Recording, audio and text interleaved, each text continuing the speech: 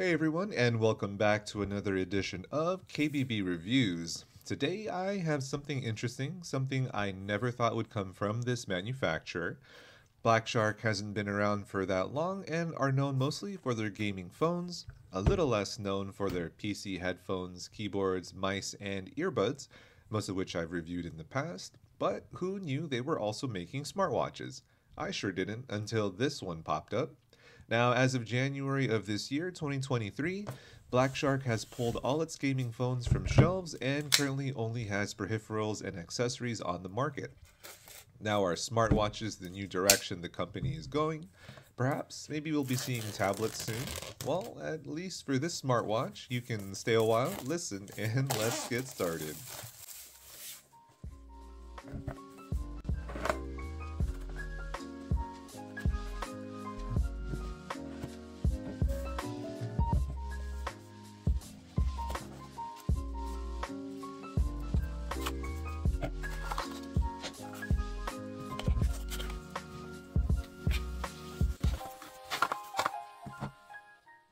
So, what's in the box? Well, first up is the charging cable, similar to that of a Fitbit charging cable, a brief instruction manual, and the smartwatch itself.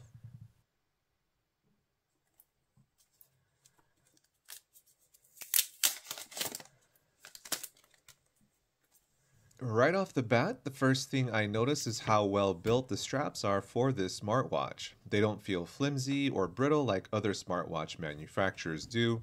I also like the simple design aesthetic of the waves on the watch bands. The smartwatch itself is lightweight and has a generic looking square shape like that of other generic smartwatch manufacturers, with a one button on the side to turn the watch on or off. The clasp as well has the Black Shark logo, which is pretty neat, and it is made of metal, so it does have some weight to it. The back of the watch bands have no design, and the back of the smartwatch has the charging prongs and the 3-axis acceleration sensors. Battery capacity is at 270 milliamperes with a display and resolution at 1.78 inches AMOLED 368 by 448 pixels. Now let's go ahead and charge this watch for a bit. Now, I found the charging time for the smartwatch is pretty subpar. I calculated it and it approximately gets about 1% charge for every 40 to 60 seconds, so about 1% per minute, taking about 1 hour and 30 to 40 minutes to fully charge. Unfortunately, it does not support fast charging or wireless charging. Now, after charging your watch for a bit, first thing you'll need to do is turn on the watch and scan the QR code with your smartphone to tie it to the phone you're using. Along with this, you will also need to get the Shark Fit app on the Google Play Store or the Apple Store to fully customize and set up your smartwatch. The watch face is a full touch screen, although you do need to press a little harder or swipe a little harder, well, at least for me compared to my other smartwatch, to move around. You'll see me struggling a bit here to select certain apps or to go to different options. Once it's turned on, you have a number of available quick settings and options which are pretty standard across the board.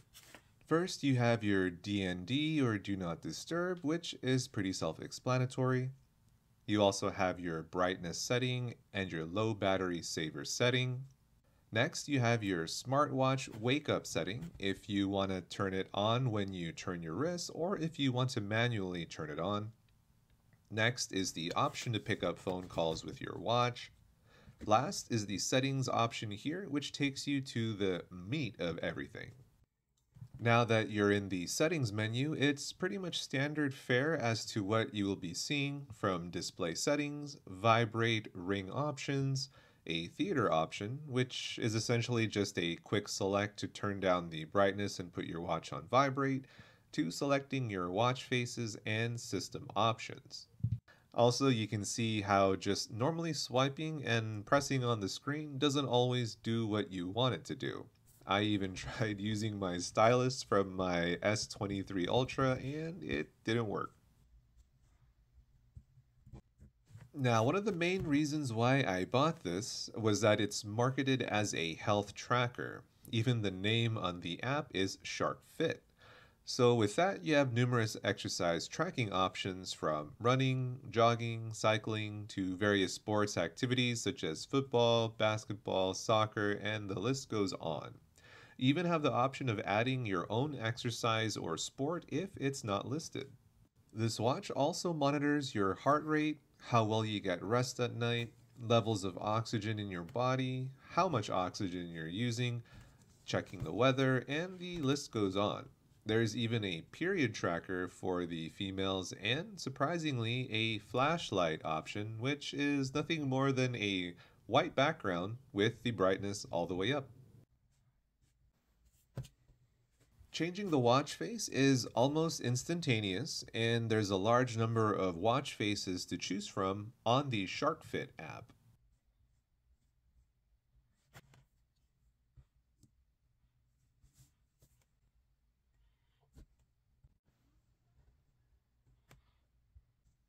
So, primarily, I'm using this to keep track of my exercises and nothing more at the moment. For the most part, it's pretty accurate. However, keep in mind that if you're using this to track exercise or heart rate, you'll need to have the watch on a little tighter than you normally would.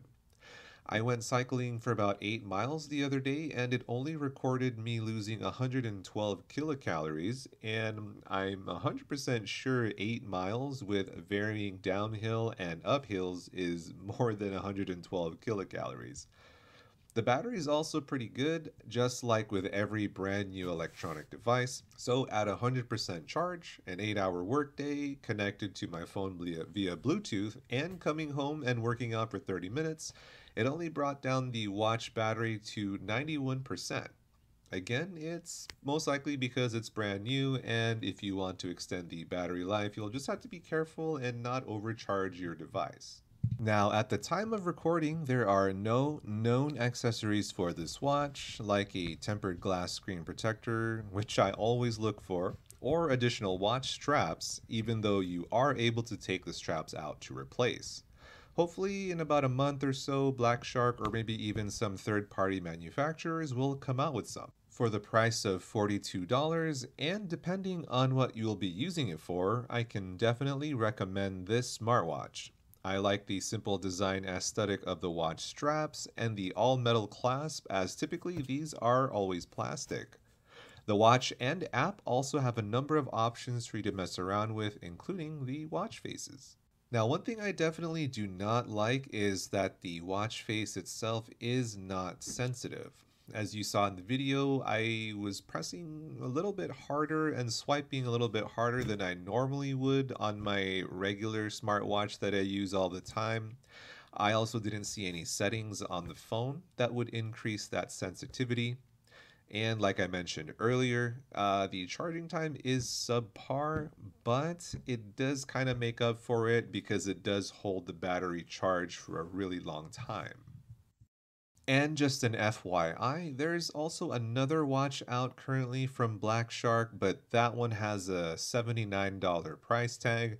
But again, for what I'm using this for, I don't see the need to buy the more expensive version of this watch. All right, everyone. Well, thank you again for watching this video of mine. I hope it was informative and enjoyable. I'm coming out with more videos this season, so make sure you turn on your notification bell. I'll be seeing you in the next one.